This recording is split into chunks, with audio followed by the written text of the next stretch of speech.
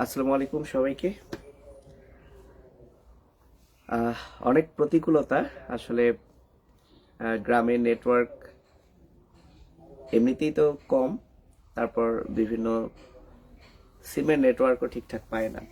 তো যাই হোক, তোমরা আমার কথা শুনতে পাচ্ছ কিনা একটু জানাও। আমি কথা দিয়েছিলাম কালকে থেকেই অন্তত টানা 5 দিন আমি 10টা অধ্যায় পড়িয়ে দিব, কারণ এর বাইরে আসলে সময় খুব কম, যেহেতু এখন আমার সব ব্যাচগুলো ছুটি এবং আমি গ্রামের বাসায় এসে বসে আছি। সো ভাবলাম যে তোমাদের জন্য কিছু একটা করি। আমার কথা স্পষ্ট কিনা আমি কোন জায়গায় ক্লাস নিচ্ছি, আমি যদি আমার ওই পাশটা দেখাই তাহলে বুঝতে পারবা।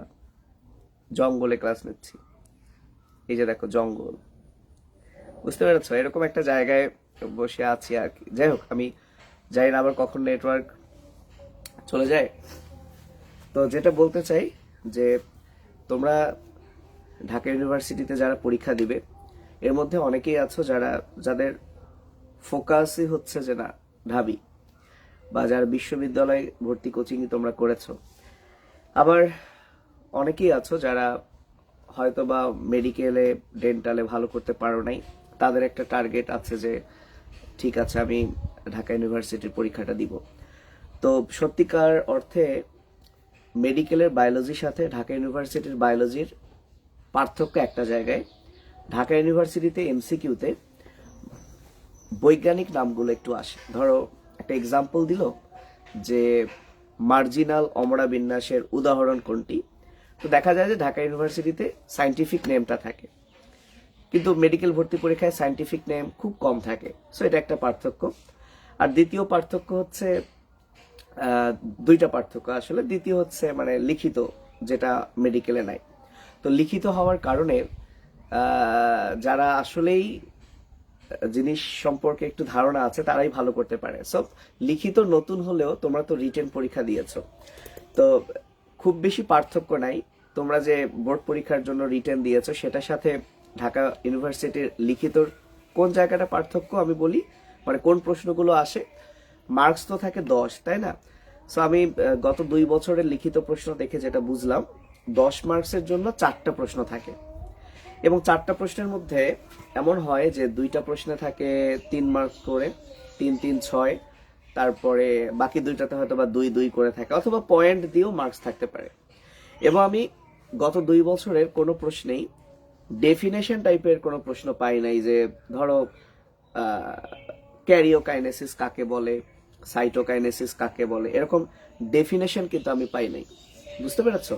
সো আমি যা পেয়েছি সেটা হলো পার্থক্য টাইপের প্রশ্ন, দেন বৈশিষ্ট্য লেখো, তারপর কাজ লেখো, এটসেট্রা। অর্থাৎ একটা প্রশ্ন থাকবে যেখানে মোটামুটি 3 মার্কস দেওয়া যায় বা 2 মার্কস দেওয়া যায়। সো এ ধরনের প্রশ্নগুলো বেশি আসছে। সো তোমাদের যেহেতু খুব শর্ট সিলেবাস, এখানে 10-এ 10 পাওয়া খুবই সহজ, খুবই সহজ আমি আমার যেটা ধারণা। তো যখন তোমরা একটা অধ্যায় পড়বা, যেমন আজকে আমি একটু কোষ বিভাজন নিয়ে আলোচনা করব। সো ভয় পাওয়ার কারণ নাই, আমার বোর্ড আছে, কলম আছে। আমি একটু কথা বলে নিচ্ছি আর কি।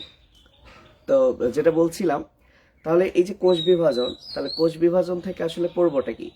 তাহলে আমরা সেটাই পড়বো যে আমাদেরকে ধরে নিতে হবে একটা প্রশ্নে 2 অথবা কত মার্কস থাকবে, 3 মার্কস থাকবে। তার মানে পরীক্ষায় যে খ, গ অনুধাবনমূলকের জন্য যেগুলো আমরা পড়েছিলাম, সেখানে তো অনেক কিছুই থাকতো না, যে এটা কেন বলা হয়, এটা বলতে কি বোঝো, এরকম টাইপের প্রশ্ন আসে না। মেইনলি গ মার্কে যেগুলো ছিল সেইগুলো প্রশ্ন কিন্তু একটু বেশি আসে। তো চলো কিভাবে কি পড়তে হবে অন্তত আমরা স্টার্ট করি কোষ বিভাজনটা। দেন উদ্ভিদ প্রজননটাও আজকে পড়ানোর কথা, দেখা যাক কি হয়। সো আমি আমার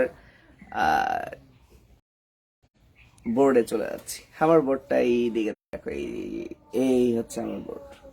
ওকে, তোমরা দেখো তো বোর্ড ঠিকঠাক বুঝতে পারবা কিনা, আমি এখানে চলে যাই।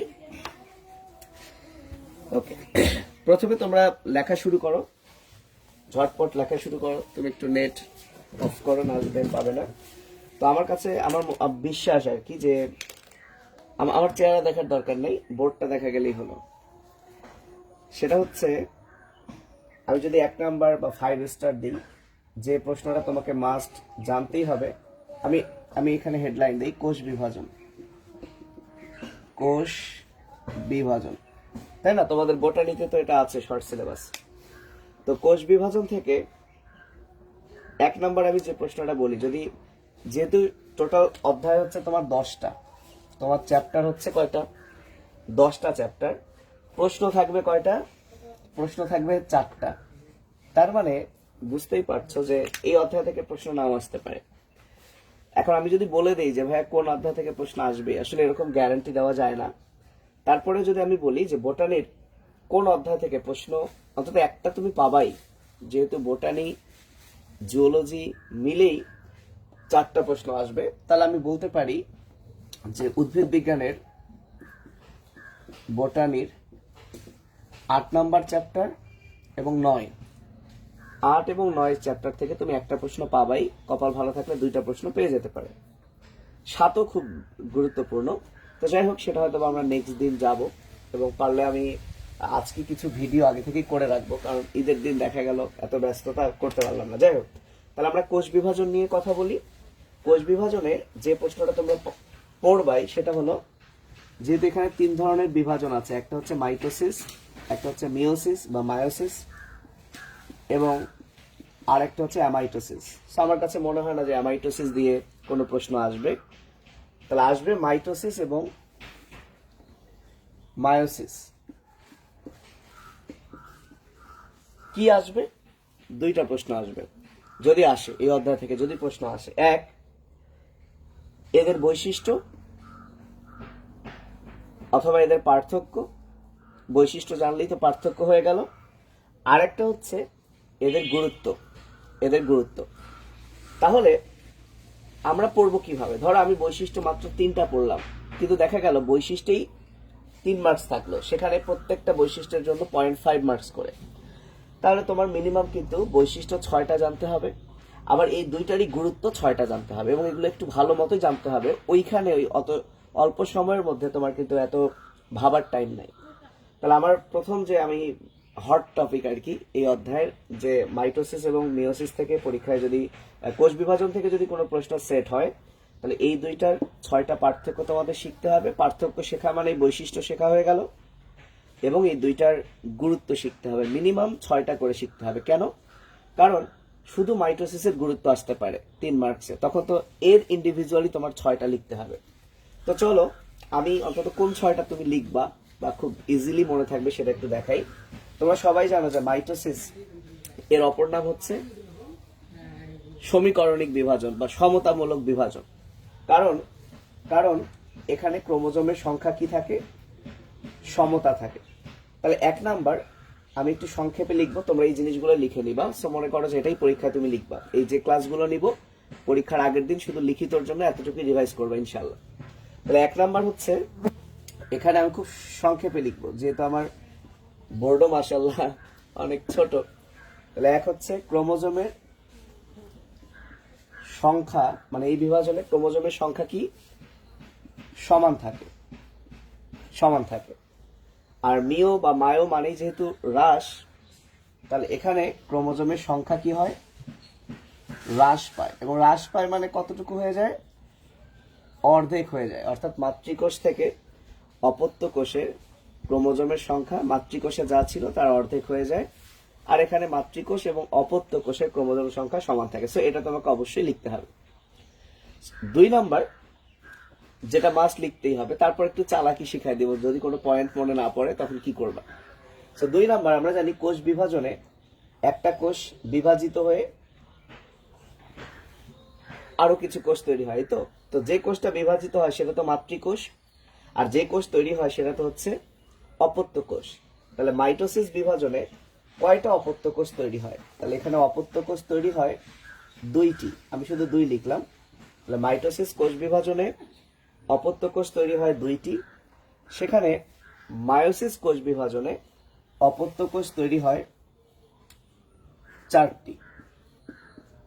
আচ্ছা 4টা আমি তাহলে ইংরেজিতেই লিখি, 4টি এটাও ইংরেজিতেই লিখি, 4টি। তাহলে এই 2টা তোমাকে অবশ্যই অবশ্যই দিতে হবে। এখন একটা ফাঁকিবাজি বুদ্ধি আছে, সেটা হচ্ছে যে আমরা জানি মায়োসিস বা মিওসিস কোষ বিভাজনে ক্রসিং ওভার হয়, রাইট? তাহলে তুমি যদি একটা জিনিস মনে রাখতে পারো তাহলে কিন্তু এখন তুমি 6-7টা লিখতে পারবা। কেন? তাহলে এখানে তুমি জানো ক্রসিং ওভার হয়, ঠিক আছে, তুমি লিখলা ক্রসিং ওভার ঘটে ঘটে। তাহলে নাম্বার 3, এখানে ক্রসিং ওভার ঘটে না। এখন ক্রসিং ওভার হলে কি কি হয়, বা ক্রসিং ওভার হতে গেলে কি কি হয় তুমি খেয়াল করো। ক্রসিং ওভার হতে গেলে হওয়ার আগে কায়াজমা সৃষ্টি হয়, তারপর তাই না, সিস্টার নন সিস্টার ক্রোমাটিক্স হয়, বাইভ্যালেন্ট হয়, পড়ছো না এগুলো মিওসিসের প্রোফেজ 1-এ। তাহলে এই প্রত্যেকটা জিনিস কিন্তু মিওসিসে হবে, কিন্তু মাইটোসিসে হবে না। মানে এটা হচ্ছে একদম কি বলবো ফাঁকিবাজি বুদ্ধি আর কি, যে তোমার মনে না থাকলে তুমি এক ক্রসিং ওভার মনে রাখলেই কিন্তু সব লিখে ফেলতে পারবা। তো যাই হোক, ক্রসিং ওভার হলে আমরা জানি যে জীবের মধ্যে বৈচিত্র্য সৃষ্টি হয়, তাই না? সো এটা অবশ্যই লিখবা। তাহলে মিওসিস কোষ বিভাজনে কি হয়? বৈচিত্র্য সৃষ্টি হয়, যেটা মাইটোসিস কোষ বিভাজনে হয় না। তাহলে এই 4টা জেনুইন কথা তুমি কিন্তু লিখবাই মাইটোসিস এবং মিওসিসে। সো প্রথমে ক্রোমোজোম সংখ্যা এখানে কি হয়, এখানে কি হয়, কয়টা অপত্য কোষ তৈরি হয়, কয়টা তৈরি হয়, ক্রসিং ওভার এবং বৈচিত্র্য, এটা লিখবাই। আর 5 নাম্বার যেটা লিখবা সেটা দেখো তো, দেখা যাচ্ছে এখানে, যেটা লিখবা এই বিভাজনটা কোথায় ঘটে। তো মাইটোসিস কোষ বিভাজন মূলত দেহকোষে ঘটে, দেহকোষে ঘটে। আর মায়োসিস বা মিওসিস কোষ বিভাজনটা ঘটে কোথায়? বিশেষ করে উন্নত জীবে বা মানুষের দেহে যদি বলি, জনন মাতৃকোষে ঘটে, জনন মাতৃকোষে ঘটে। তাহলে এই যে 5টা হয়ে গেল, আমি কি বলেছি যে মিনিমাম 6টা করে পড়তে হবে যে কোনো কিছুর বৈশিষ্ট্য। কেন 6টা করে পড়তে হবে? কারণ শুধু পরীক্ষা আসতে পারে মাইটোসিসের 6টা বৈশিষ্ট্য লেখো, এবং প্রত্যেকটা বৈশিষ্ট্য 0.5 করে থাকবে, 3 মার্কস থাকবে। কারণ 4টা প্রশ্ন থাকবে 10 মার্কস, এর মধ্যে ধরে রাখো 2টা প্রশ্ন 3-3 করে থাকবে, এবং 3-3 করে থাকা মানে তোমাকে পার্থক্য হোক, বৈশিষ্ট্য হোক, গুরুত্ব হোক, তোমাকে 6টা করে শিখতে হবে। তাহলে এই 5টা তুমি একদম মনে রাখলা। তারপরে 6 নম্বরে তুমি ক্রসিং ওভারের জন্য যেহেতু বাইভ্যালেন্ট তৈরি হতে হয়, ক্রসিং ওভারের জন্য যেহেতু সিস্টার নন সিস্টার ক্রোমাটিক তৈরি হতে হয়, বা ক্রসিং ওভার হওয়া মানে জিনের বিনিময় হতে হয়, তাহলে এখানে জিনের বিনিময় হয়, এখানে জিনের বিনিময় ঘটে না। সেভাবে তুমি কিন্তু লিখে দিলা। তো এই হচ্ছে মাইটোসিস এবং মায়োসিসের পার্থক্য। যদি পার্থক্য আসে তাহলে হয়তো বা 6টা করে লাগবে না, 3টা করে লাগবে। আর যদি কি আসে, বৈশিষ্ট্য আসে ইন্ডিভিজুয়াল, তখন হয়তো বা প্রত্যেকের 6টা করে লাগতে পারে। তো আমার কাছে মনে হয় যে এই 6টা বৈশিষ্ট্য তো বা পার্থক্য তো অনেক আছে, এইটুকু তোমরা মিস করবা না, ঠিক আছে? তাহলে 6 নাম্বার তোমরা লিখে নিতে পারো, যে কোনো কিছু একটা লিখে নিতে পারো। কি লিখে নিতে পারো তোমরা? জিনের বিনিময় এখানে ঘটে না, এখানে ঘটে, এটা দিয়ে দিতে পারো। ওকে, কি? আচ্ছা, এন জাহিদ বলেছে ভাইয়া 3টি বৈশিষ্ট্য চাইলে 4টি লিখলে কোনো সমস্যা হবে? প্রথম কথা হচ্ছে কি জাহিদ, ধরো তুমি ভাইবা দিচ্ছ, মানে বিষয়টা হচ্ছে কি, তুমি ভাইবা দিচ্ছ, তোমাকে আমি একটা জিনিস জিজ্ঞেস করছি, তুমি বেশি বলছো, এতে যে বিষয়টা হয় যে তোমার সম্পর্কে একটা ধারণা আসে যে তুমি প্রশ্ন বোঝো না, তুমি মুখস্থ বিদ্যা বেশি মুখস্থ করছো, তুমি সেটা ঢেলে দিছো। তোমার 3টা চাইছে, তুমি যদি 4টা দাও, এটা একটা খারাপ ইম্প্যাক্ট ফেলে, এটা কখনোই ঠিক না। এতে ধরে নেওয়া হয় যে তুমি প্রশ্নই বোঝো না, বুঝতে পারছো? এবং ভাইবা হলে তোমাকে কখনোই অ্যালাউ করা হবে না, বা তোমাকে কখনো গ্রান্ট করা হবে না, কারণ এই ছেলে তো কথাই বোঝে না, বুঝতে পারছো? সো অবশ্যই 3টা চাইলে তোমাকে 3টাই দিতে হবে, যতটা চাইবে স্পেসিফিক ততটাই দিতে হবে। এবার আমরা এই মাইটোসিস এবং মিওসিসের গুরুত্ব পড়ব। এখন পরীক্ষায় যদি, যেহেতু শুধু গুরুত্ব আসতে পারে, হ্যাঁ, পরীক্ষায় এমনও আসতে পারে যে মাইটোসিসের 3টি বৈশিষ্ট্য এবং 3টি গুরুত্ব লেখো, তাহলে 3টা বৈশিষ্ট্য 3টা গুরুত্ব দিতে হবে। আমরা তো জানি না যে কোনটা আসবে। এমনও হতে পারে যে মাইটোসিসেরই গুরুত্ব আসলো, মার্কস কত? 3। তোমরা খেয়াল করবা, মার্কস যদি 2 থাকে 4টা দিবা, মার্কস যদি 3 থাকে 6টা দিবা। কেন? কারণ প্রত্যেকটার জন্য 0.5 করে কাউন্ট হবে, প্রত্যেকটার জন্য 0.5, এবং প্রশ্নে কিন্তু উল্লেখ থাকে কোনটার জন্য কত মার্কস, ওইটা কিন্তু খেয়াল রাখতে হবে। ওকে, আচ্ছা, তাহলে আমরা এখন গুরুত্বে আসি। গুরুত্বটা মনে রাখতে পারো এভাবে, যেহেতু, তাহলে আমরা এখানে একটু গুরুত্ব লিখি, শুধু গু লিখি না, গু লেখা খারাপ, গুরুত্ব লিখি। তো মাইটোসিস মানে যেহেতু সমতা, তাহলে এখানে কি হয়? ক্রোমোজোমের সমতা হয়। এই যে ক্রোমোজোমের সমতা হয়, এটা যেমন বৈশিষ্ট্য, ক্রোমোজোমের যে সমতা রক্ষা হলো, এটাই কিন্তু একটা গুরুত্ব। তাহলে মাইটোসিসের 1 নাম্বার গুরুত্ব আমরা লিখতে পারি এখানে ক্রোমোজোমের সমতা রক্ষা হয়। এবং যে বৈশিষ্ট্যগুলো আমি পড়াচ্ছি এগুলো যাতে এমসিকিউতেও কাজে লাগে, সো ওইগুলোই আমরা লিখবো আর কি। বৈশিষ্ট্যের মধ্যে যে বৈশিষ্ট্যগুলো লিখলাম পরীক্ষার হলে হয়তো বা এগুলোর মধ্যেই কোনো একটা এমসিকিউ চলে আসতে পারে। তাহলে মাইটোসিসের 1 নাম্বার কথা, যেহেতু আমরা জানি যে মাইটোসিস মানে সমতা, তাহলে এখানে ক্রোমোজোমের সমতা হয়। এবং এই সমতা দিয়ে তুমি আরেকটা গুরুত্ব লিখবা, সেটা হলো একটা কোষের মধ্যে কোষ যখন বিভাজন হয় তো শুধু ক্রোমোজোমই কিন্তু সমতা লাভ করে না, এই কোষের মধ্যে যে নিউক্লিয়াস আছে সেটাও সমতা হয়, কোষের মধ্যে যে সাইটোপ্লাজম আছে সেটারও সমতা হয়। সো তুমি 2 নম্বরে সমতা দিয়ে আরেকটা জিনিস লিখে ফেলবা, সেটা হলো নিউক্লিয়াস ও সাইটোপ্লাজমের সমতা হয়। এবং তোমার যদি মনে হয় যে আর গুরুত্ব মনে পড়ছে না, তাহলে এটাকেও 3টা লাইন করে ফেলবা। একটা হচ্ছে ক্রোমোজোমের সমতা, নিউক্লিয়াসের সমতা, সাইটোপ্লাজমের সমতা। তবে এতটা দুষ্টুমি না করাই ভালো, কারণ আমরা জানি এগুলো তার কঠিন পড়ে না। সো নিউক্লিয়াস ও সাইটোপ্লাজমের সমতা রক্ষা। হ্যাঁ, তখন তুমি এই লাইনটাকে আরো একটা লাইন করবা যখন তোমার একদমই মনে পড়ছে না, তখন তো নাই মামার চেয়ে কানা মামাই ভালো, তাই তো?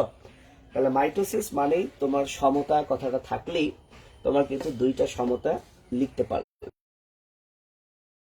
দেখো যে মাইটোসিসে বৃদ্ধি ঘটে, দেহের বৃদ্ধি ঘটে, তাহলে এই বৃদ্ধি দিয়ে তুমি আরো 2টা বা 3টা কথা লিখতে পারবা।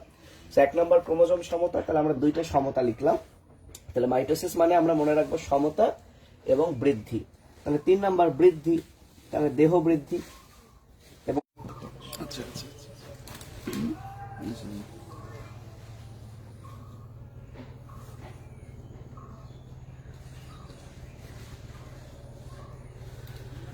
আচ্ছা, তাহলে কি দেহ বৃদ্ধি, আরেকটা হচ্ছে বংশবৃদ্ধি। তাহলে মাইটোসিস মানে সমতা মনে রাখলে 2টা হয়, মাইটোসিসের ফলে দেহের বৃদ্ধি ঘটে। তাহলে শুধু দেহের বৃদ্ধি ঘটে না, দেহ বৃদ্ধি হয়, বংশবৃদ্ধি হয়। কয়টা হলো? তাহলে দেহ বৃদ্ধি মানে দেহ গঠন হলো এবং বংশবৃদ্ধি হলো, তাহলে কিন্তু 4টা জিনিস হয়ে গেল। আচ্ছা, এবার আসি, এই যে দেহ গঠন হলো, তাহলে দেহ গঠন হওয়ার ফলে একটা কোষের বা একটা জীবের যে নির্দিষ্ট আকার, সেই আকারটাও কি রক্ষা হলো। তা আমরা একটা ট্রিক দিতাম গুরুত্ব মনে রাখার জন্য, যে দেব জন নিপুর ক্ষতিগুলো করোড় টাকা। সো এত এত তো দরকার নাই, তুমি তাৎক্ষণিক ছন্দ টন্দ তো কিছু মনে থাকবে না। তো তুমি এই মাইটোসিস মানে সমতা ভাবো, বৃদ্ধি ভাবো, তাহলে কিন্তু 4টা জিনিস হয়ে গেল। আচ্ছা, এবার আসি নাম্বার 5।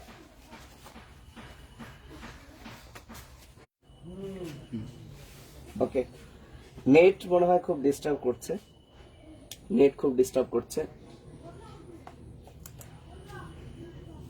আচ্ছা, আরেকটা জিনিস খেয়াল করো, মাইটোসিসের যে জিনিস তুমি মাথায় আনবা, যেহেতু মাইটোসিস মানে বৃদ্ধি, ধরো আমার দেহের কোনো একটা জায়গা ধরো এখানে ক্ষত হয়ে গেল, তাহলে এই যে জায়গাটা ক্ষত হলো, নষ্ট হলো, এই জায়গাটা তো কিছুক্ষণ পর বা চামড়া উঠে গেল, কিছুক্ষণ পর বা কিছুদিন পর দেখবা যে এটা আবার ঠিক হয়ে যায়। তার মানে কি, এখানকার আশেপাশের ত্বক বা কোষগুলো বৃদ্ধি পেয়ে জায়গাটা কি পূরণ করলো। এই যে ক্ষত স্থান পূরণ, এই ক্ষত স্থান পূরণটা কিসের কারণে হলো? মাইটোসিস, কারণ এখানে তো বৃদ্ধি ঘটছে। তাহলে এই জিনিসটা লিখবা নাম্বার 5, ক্ষত স্থান পূরণ, ক্ষত স্থান পূরণ। এবং দেখো ক্ষত স্থান পূরণ হয়ে ধরো এটা যখন ক্ষত হয়ে গেছিল, এই হাতের এই ত্বকের আকারটা কি নষ্ট হয়ে গেছিল, বাট মাইটোসিস হয়ে ক্ষত স্থানটা যখন পূরণ হলো তখন নির্দিষ্ট আকার আবার কি। 6 নাম্বার কি, নির্দিষ্ট আকার রক্ষা। সো তোমাদের এখন তো 11টা মনে রেখে লাভ নাই, 6টা মনে রাখতে হবে। তাহলে মাইটোসিসের গুরুত্ব তুমি মনে রাখবে এভাবে, মাইটোসিস মানে সমতা, সমতা দিয়ে 2টা, মাইটোসিস মানে বৃদ্ধি, দেহ বৃদ্ধি, বংশবৃদ্ধি, এবং মাইটোসিসে যদি কোনো আসছে না, তো নেট জ্বালাচ্ছে, ধৈর্য ধরো, আমি কথাগুলো আবার বলবো। তাহলে মাইটোসিসের 6টা গুরুত্ব কিন্তু হয়ে গেল। আমি আরেকবার রিপিট করি, তাহলে মাইটোসিস মানে সমতা, ক্রোমোজোমের সমতা, নিউক্লিয়াসের সমতা। মাইটোসিস মানে বৃদ্ধি, দেহ বৃদ্ধি, বংশবৃদ্ধি, এবং মাইটোসিস মানে ক্ষত হয়ে গেল, ক্ষত স্থান পূরণ করে আকার রক্ষা। আশা আসি মায়োসিস। মায়োসিসের আচ্ছা, মায়োসিসের যে বিষয়টা হয় সেটা হলো এখানে ক্রোমোজোমের সংখ্যা হ্রাস পায়। হ্রাস পেয়ে কি হয় আগে আমি লিখি, এখানে ক্রোমোজোমের তাহলে বাসার মধ্যেই ক্লাস নেই বাইরে। আচ্ছা দুঃখিত, তাহলে আমরা ভিডিও করে আপলোড করে দিব, ওটাই ভালো হয়। ঠিক আছে, মিওসিসের একটা ইম্পর্টেন্স হচ্ছে কেন এই বৈশিষ্ট্যটা লিখবো, এটা আমার এমসিকিউতেও কাজে লাগে। মাইটোসিসের বেলায় আমরা পড়েছি ক্রোমোজোমের সমতা রক্ষা, আর মিওসিসের বেলায় ক্রোমোজোমের সংখ্যা ধ্রুব থাকে। ধ্রুব আর সমতার মধ্যে কিন্তু পার্থক্য আছে। যেমন দেখো একটা জীব, ধরো হ্যাপ্লয়েড জীব, একটা জীব তারা হ্যাপ্লয়েড জীব, তো তারা যখন আচ্ছা তাহলে ধরো হ্যাপ্লয়েড একটা জীব, এদের যখন নিষেক হয়েছে তখন ডিপ্লয়েড হয়েছে, এটাই তো জাইগোট। তো আমরা জানি মানুষের বেলায় এই জাইগোটে কিন্তু মাইটোসিস হয়, অর্থাৎ জাইগোট বড় হয়ে হয়ে হয়ে এটাই তো বাচ্চা হয়, তাই না? কিন্তু খেয়াল করো যারা হ্যাপ্লয়েড জীব, তো তাদের যদি জাইগোটে মাইটোসিস হয়, তাহলে তাদের বাবা মা ছিল হ্যাপ্লয়েড, তাদের বাচ্চা কিন্তু হয়ে যাবে ডিপ্লয়েড। এ কারণে নিম্ন শ্রেণীর জীবে জাইগোটে কি হয়, মিওসিস হয়। মিওসিস হলে আবার কিন্তু এন্ড হয়ে গেল তাদের সন্তানরা, এবং ফলে বাবা মায়ের ক্রোমোজোম সংখ্যার সাথে সন্তানের ক্রোমোজোম সংখ্যা কিন্তু সেম থাকলো। এটাকেই বলছে ক্রোমোজোম সংখ্যা ধ্রুব থাকে। তো তোমরা এই ক্রোমোজোম সংখ্যা ধ্রুব থাকে এই কথাটা অবশ্যই পরীক্ষার হলে লিখবা। এছাড়া যেহেতু মিওসিসে ক্রসিং ওভার হয়, তাহলে ক্রসিং ওভার হলে কি হয় সেই জিনিসগুলো নিয়ে অন্তত দুইটা জিনিস লিখবা, যে ক্রসিং ওভার হলে কি হয়, এখানে জিনের বিনিময় ঘটে, এর ফলে বৈচিত্র্য সৃষ্টি হয়। এবং এই যে ক্রোমোজোমের সংখ্যা ধ্রুব থাকে, এর ফলে কি হলো, প্রজাতির একটা ধারাবাহিকতা রক্ষা হলো। তার মানে বাবা মা যা ছিল সন্তান সন্ততিতেও ক্রোমোজোম সংখ্যা কিন্তু ইকুয়াল হয়ে গেল, তাহলে মিওসিস না হলে কিন্তু ডাবল হয়ে যেত, তাই না? তাহলে 3 নাম্বার, প্রজাতির ধারাবাহিকতা রক্ষা হয়।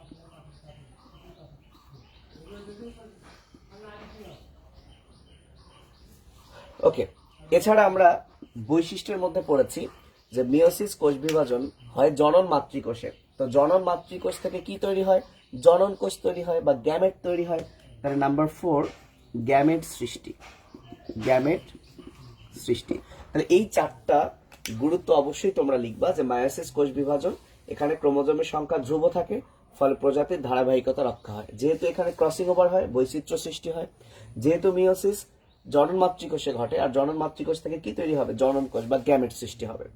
এরপরে যদি দেখো যে আসলে মিওসিসেরই 6টা গুরুত্ব চেয়েছে, তাহলে তুমি এই বৈচিত্র্য সৃষ্টির জন্য যে জিনের বিনিময় ঘটে, তুমি সেই ব্যাপারটা লিখবা। আর জিনের বিনিময় ঘটলো মানে জিনের পরিবর্তন ঘটলো, আর জিনের পরিবর্তনকে আমরা কি বলি, মিউটেশন বলি, যার বাংলা হচ্ছে অভিব্যক্তি। তখন আরেকটা গুরুত্ব লিখে দিবা যে অভিব্যক্তির প্রকাশ ঘটে বা অভিব্যক্তি ঘটে, এরকম একটা লিখে দিবা। তো আমি এই 4টা লিখলাম, তাহলে আরো 2টা এক্সট্রা কি অ্যাড করবা যদি পরীক্ষায় আসে, তাহলে জিনের বিনিময় ঘটে, এর ফলে অভিব্যক্তি ঘটে। ঠিক আছে, তো এই গেল মাইটোসিস এবং মিওসিসের পার্থক্য, বৈশিষ্ট্য এবং গুরুত্ব। সেকেন্ড এবং লাস্ট, এই কোষ বিভাজন থেকে কোন প্রশ্ন আসতে পারে? তোমরা জানো যে মাইটোসিসের 5টা পর্যায় আছে। কি কি আছে বলতো? প্রোফেজ, প্রোমেটাফেজ, মেটাফেজ, অ্যানাফেজ এবং টেলোফেজ। ঠিক আছে, মাইটোসিসের এই 5টা আছে, এবং মিওসিসের প্রোফেজ 1 এর আবার আছে 5টা, leptotene, zygotene, pachytene, diplotene, diakinesis. প্রশ্ন এভাবে আসতে পারে, এটা আমার ধারণা, যে মাইটোসিসের যে 5টা পর্যায় আছে, প্রত্যেকটারই একটা করে বৈশিষ্ট্য লেখো, গুরুত্বপূর্ণ বৈশিষ্ট্য লেখো। তাহলে এখানে হয়তো বা তোমার 2.5 মার্কস থাকতে পারে। বুঝতে পেরেছো? অনুরূপ ভাবে মিওসিসের যে প্রোফেজ 1 আছে, leptotene, zygotene, pachytene, diplotene, diakinesis, এদের 5টারই একটা করে বৈশিষ্ট্য লেখো। অথবা 5টার না দিয়ে এমন হতে পারে যে কোনো 3টার নাম উল্লেখ করে দিতে পারে, দিয়ে বলতে পারে এদের 2টা করে বৈশিষ্ট্য লেখো। বুঝতে পেরেছো? সো এই ধরনের প্রশ্ন হতে পারে। তাহলে তোমাদের অবশ্যই কি মনে রাখা উচিত, যে মাইটোসিসের এই 5টার গুরুত্বপূর্ণ গুলো মাইন্ডেড। তুমি এমন একটা কিছু দিলা যেটা, ধরো তুমি প্রোফেজে লিখলা জল বিয়োজন ঘটে, তাই না? প্রোমেটাফেজে লিখলা জল বিয়োজন আরো ঘটে, এখানে লিখলা জল বিয়োজন আরো বেশি ঘটে, তো হলো। হ্যাঁ হইলো, এটাও বৈশিষ্ট্য, কিন্তু এটা তো লেখা যাবে না। তো তোমাকে যেটা অবশ্যই লিখতে হবে এই তিনটা হচ্ছে খুবই গুরুত্বপূর্ণ। যদি আলাদা করে পরীক্ষায় বলে যে কোনো তিনটার, তাহলে ধরে নাও এই তিনটা আসবে। তাহলে প্রোফেজ আর টেলোফেজে তুমি অন্তত একটা করে মনে রাখতে পারো যে প্রোফেজে হয় জল বিয়োজন, এবং জল বিয়োজন হলে ক্রোমোজোম যেমন মোটা খাটো যা হওয়ার সেটা লিখে দিবা। আর টেলোফেজে হয় জল যোজন, অর্থাৎ জল বিয়োজন হলে যা যা ঘটছিল, জল যোজন হলে তার উল্টা। তো প্রোফেজ আর টেলোফেজ এটার এতটুকু তুমি লিখতে পারো। কিন্তু যেমন এখানে ক্রোমোজোম মোটা খাটো হয়, প্রোমেটাফেজে আরো মোটা খাটো হয়, মেটাফেজ, সো এভাবে লিখলেও তো হয়ে যাচ্ছে। মেটাফেজ থেকে যেটা তুমি লিখবা, আমি মেটাতে আসি। মেটা থেকে দুইটা মেটা মনে রাখবা। মেটাতে ক্রোমোজোম সবচেয়ে মোটা হয়, এটা খুব ইম্পর্টেন্ট, এবং এই কারণে মেটাফেজে আমরা ক্রোমোজোম স্টাডি করতে পারি। আরেকটা ভুলে গেলে, মেটাতে মেটাকাইনেসিস ঘটে। সো আমি লিখে দিই, তাহলে মেটাফেজে সবচেয়ে মোটা হয়, এটা মাস্ট লিখতে হবে তোমাকে। এবং মেটা থেকে আরেকটা জিনিস লিখতে হবে, মেটাকাইনেসিস ঘটে। তোমার ওখানে পরীক্ষা এক্সপ্লানেশন দেওয়ার তো দরকার নেই মেটাকাইনেসিস কি। সো মেটা মানে মাঝে, কাইনেসিস মানে গতি, অর্থাৎ ক্রোমোজোম গুলো বিষুবীয় অঞ্চলে বিন্যস্ত হয়, এটাই হচ্ছে মেটাকাইনেসিস। অ্যানাফেজে ভুলে যায় এর কথা তো ভোলা যাবেই না, ভিএলজেআই ভুলে যায় এর কথা ভোলা যাবেই না, যে ক্রোমোজোম গুলো ভিএলজেআই এর মতো লাগে। সো কেন ভিএলজেআই এর মতো লাগে? কারণ ক্রোমোজোম গুলো এই যে মেটাফেজে মেটাকাইনেসিস ঘটে, মেটাকাইনেসিস মানে হলো বিষুবীয় অঞ্চলে ক্রোমোজোম গুলো বিন্যস্ত হয়। একটু বড় করে দেখাই, বিষুবীয় অঞ্চলে ক্রোমোজোম গুলো কি হয়? বিন্যস্ত হয়, তাই না? আর অ্যানাফেজে কি হয়, এই যে সেন্ট্রোমিয়ার যেটা দেখছো, এই সেন্ট্রোমিয়ারটা তো বিভক্ত হয়, হওয়ার ফলে এই যে অপত্য ক্রোমোজোম তৈরি হলো, এই অপত্য, অ্যানা মানেই হচ্ছে গতি, অ্যানা মানে কি? গতি, অর্থাৎ অপত্য ক্রোমোজোম গুলো মেরুমুখী চলন প্রদর্শন করে। তাহলে অ্যানাফেজে দুইটা কথা লিখতেই হবে, অপত্য ক্রোমোজোম মেরুর দিকে চলতে থাকে, আর মেরুর দিকে চলার সময় এদের আকৃতি কি হয়? ভিএলজেআই। তাহলে অ্যানাফেজ থেকে তুমি কখনোই ভাইবো না যে তোমার পরীক্ষায় অ্যানাফেজ নিয়ে 6টা কথা লিখতে বলবে, জীবনেও বলবে না। তুমি মাথায় রাখো, প্রত্যেকটারই হয় একটা বা দুইটা করে বৈশিষ্ট্য চাইবে। সো অ্যানাফেজের এই দুইটা কথা লিখবা, অপত্য ক্রোমোজোম মেরুর দিকে চলে, এবং আমি এটা লিখে দিলাম না। আর দেখতে কি রকম হয় ক্রোমোজোম গুলো? দেখতে ভিএলজেআই এর মতো লাগে। আর লাস্ট ওয়ান হচ্ছে প্রোমেটাফেজ। এখান থেকে তুমি একটা কথাই লিখবা, সেটা হলো প্রোমেটাফেজে এই স্পিন্ডল যন্ত্রের সৃষ্টি হয়। প্রোমেটাফেজে কি হয়? স্পিন্ডল যন্ত্রের সৃষ্টি হয়, ঠিক আছে? আর স্পিন্ডল যন্ত্রটা যদি তুমি লিখতে পারো, স্পিন্ডল যন্ত্রের মধ্যে কি থাকে?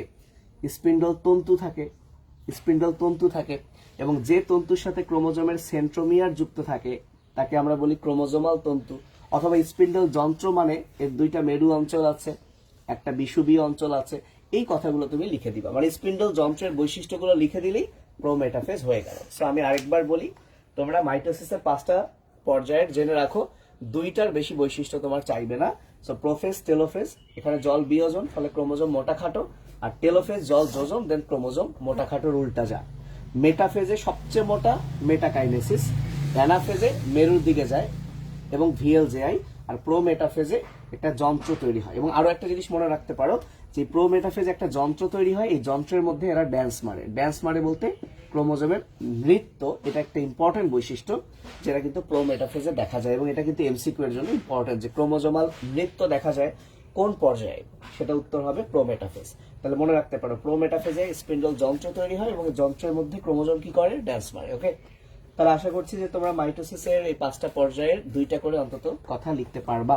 এবং সর্বশেষ মিয়োসিসের লেপ্টোটিন, জাইগোটিন, প্যাকাইটিন, ডিপ্লোটিন এবং ডায়াকাইনেসিস, এইটার যে কোনো 2টা করে তোমরা মনে রাখবা। আমি সেটা কি পড়াবো তোমাদের? একটু আওয়াজ দাও, কারণ ওটা তো তোমরা সবাই পারো বা পড়ছো। আমি শুধু প্রশ্নটা অন্তত বলে দিলাম যে কি প্যাটার্নে তোমরা পড়বা।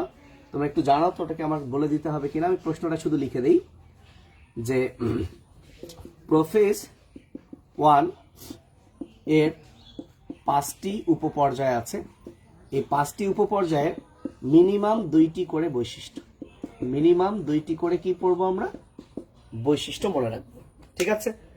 আচ্ছা, এটা মেবি তোমাদের পড়াতে হবে না, কারণ এটা তো তোমরা পারো। যে কোনো 2টা করে তোমার পছন্দ অনুমত তুমি সিলেক্ট করে রাখবো। দেখো তো কমেন্ট কি আসছে। আচ্ছা, তাহলে কোষ বিভাজনের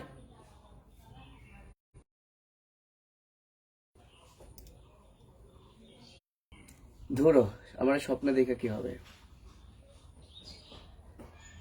আচ্ছা, তাহলে লাস্ট এই কোষ বিভাজন থেকে যদি কোনো প্রশ্ন আসে তাহলে প্রশ্ন হতে পারে কোষ চক্র। কোষ তো সর্বশেষ কোষ বিভাজন থেকে যদি তোমরা লিখিত প্রিপারেশন নাও, কোষ চক্র থেকে তোমরা একটা প্রিপারেশন নিবা। কারণ কোষ চক্র থেকে কি প্রশ্ন আসবে তার আগে কোষ চক্রটা নিয়ে যদি আমি একটু হালকা বলি, ডেফিনেশন দরকার নাই। কোষ চক্রের মধ্যে দুইটা ভাগ আছে, একটা আছে মাইটোসিস আর দুই মাইটোসিসের মাঝখানে আছে আই ফর ইন্টারফেজ, এবং এই ইন্টারফেজে আবার তিনটা দশা আছে, একটা হচ্ছে G1 S এবং আরেকটা হচ্ছে G2। ওকে, তাহলে কোষ চক্রের এই মাইটোসিস মানে তো যে পাঁচটা আমরা একটু আগে পড়লাম, prophase, prometaphase, metaphase, anaphase, telophase. তো এই পাঁচটা নিয়ে তো তোমরা অলরেডি জানো, সেখান থেকে প্রশ্ন আসবে না যেহেতু এখানে তিনটা উপদশা আছে। সো কোষ চক্রের ইন্টারফেজে যে G1 S G2 আছে, এই তিনটা থেকে হয়তো এদের টাইমিংটা জানতে, এদের সময় জানতে পারে এবং এদের ভেতর থেকে অন্তত একটা করে বৈশিষ্ট্য জানতে পারে। এর মধ্যে যেমন এস ধাপে কি হয়, ডিএনএ অনুলিপন হয়, এটা যেমন লিখতে হবে। এখন G1 এ কি হয়, G2 তে কি হয়। সো G1 এ কি হয়, G2 তে কি হয়, এইটা মনে রাখার একটা সহজ বুদ্ধি হলো, মানে কনসেপ্ট, যাদের কনসেপ্ট আছে তাদের আর আলাদা করে পড়তে হবে না। ধরো এটা একটা কোষ চক্র, সো এইটুকু হচ্ছে মাইটোসিস। মাইটোসিসের পর এটা হলো ইন্টারফেজ, এবং ইন্টারফেজের প্রথমে হচ্ছে কোথায়, ইন্টারফেজের প্রথমে হচ্ছে G1, তারপরে হচ্ছে S, তারপরে হচ্ছে কিন্তু G2। তাহলে কমন সেন্স হলো এটাই, এখানে তো কোষ বিভাজন ঘটে আর এখানে ডিএনএ অনুলিপন ঘটে, তাহলে G1 এর পরে কিন্তু S হয়, তাহলে ডিএনএ অনুলিপনের জন্য যা দরকার সেগুলো G1 এ ঘটবে।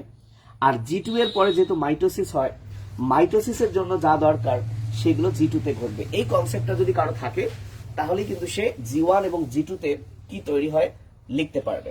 তারপর একটা সহজ বুদ্ধি বলি, মাইটোসিস মানে যেহেতু কোষ বিভাজন হয়েছে, তাহলে G1 থেকে একটা সাইকেল স্টার্ট হয়েছে, G1 থেকে সাইকেলটা স্টার্ট হয়। এবং আমরা জানি যে কোনো কিছু স্টার্ট করো বা যে কোনো কিছুর জন্য কিন্তু দরকার প্রোটিন। তাহলে তুমি প্রথমে মাথায় এভাবে রাখো, সাইকেলটা স্টার্ট করার জন্য যে প্রোটিনের নামের শেষে ইন বসে, তাহলে আমি সাইকেলের শেষে যদি ইন লাগাই তাহলে হয় সাইক্লিন। কি হয়, তাহলে G1 এ তুমি একটা কথা অবশ্যই লিখবা, সেটা হলো সাইক্লিন প্রোটিন তৈরি হয়। বলো কি তৈরি হয়, সাইক্লিন প্রোটিন তৈরি হয়। আর G2 তে তুমি যেটা অবশ্যই লিখবা, কোষ বিভাজনের জন্য স্পিন্ডল তন্তু তৈরি হয়, আর স্পিন্ডল তন্তুগুলো কি, মাইক্রোটিউবিউল। তাহলে G2 তে কিছু লেখো না লিখো, যেহেতু কোষ বিভাজন হবে এখানে মাইটোসিস, তার জন্য দরকার স্পিন্ডল তন্তু, আর স্পিন্ডল তন্তুগুলো হচ্ছে মাইক্রোটিউবিউল। তাহলে G2 তে কি তৈরি হয়, মাইক্রোটিউবিউল তৈরি হয়, মাইক্রোটিউবিউল তৈরি হয়। আর যদি মাইক্রোটিউবিউলের কথা মনে না পড়ে তাহলে এটিপির কথা লিখবা, কারণ কোষ বিভাজনের জন্য এটিপি শক্তি দরকার, সেই শক্তিটা কিন্তু G2 তে তৈরি হয়। তাহলে কোষ চক্র থেকে তোমরা কি পড়বা, কোষ চক্র থেকে টাইমিং গুলা পড়বা, কোনটার পার্সেন্টেজ কত, এবং বৈশিষ্ট্যের মধ্যে এস এর ডিএনএ অনুলিপন হয়, G1 থেকে সাইকেল স্টার্ট হয়, সাইক্লিন প্রোটিন তৈরি হয়, আর G2 তে মাইক্রোটিউবুল বা এটিপির কথা লিখে দিলাম। তো এই ছিল কোষ বিভাজন। ভিডিও লাফাচ্ছে, তাহলে আমি যে কাজটা করি, উদ্ভিদ প্রজননের উপর একটা এরকম ভিডিও করে ইউটিউবে আপলোড দিয়ে দিব, তোমরা দেখে নাও। আজকে আর তাহলে বেশি টাইম ওয়েস্ট না করি, ভিডিও বড় হলেও আবার পরে স্টুডেন্টরা দেখতে চাইবে না। তো আমার মনে হয় 2টা করে অধ্যায় নিলে অনেক বড় ভিডিও হয়ে যাবে, একটা করে অধ্যায় হলে আধা ঘন্টার মধ্যেই শেষ হবে। তাহলে এরকম আমরা 10টা ভিডিও দিয়ে দিব, এবং আমি যেহেতু বসছি এখনই আমি সব ভিডিওগুলো করে ফেলবো। সো তোমরা ভালো থেকো। কোষ বিভাজনটা হলো, সো এভাবে অন্তত এই 10টা চ্যাপ্টার এই 30 মিনিট করে যদি সময় দাও, এখানে অনেকটা পড়া হয়ে যাবে। ঠিক আছে, সো ভালো থেকো, আল্লাহ হাফিজ, আসসালামু আলাইকুম। কিছু বলার আছে কারো, কারো কিছু বলার আছে, কারো কিছু বলার থাকলে বলো, আমি যে কোনো একটা কমেন্ট নিয়ে চলে যাব।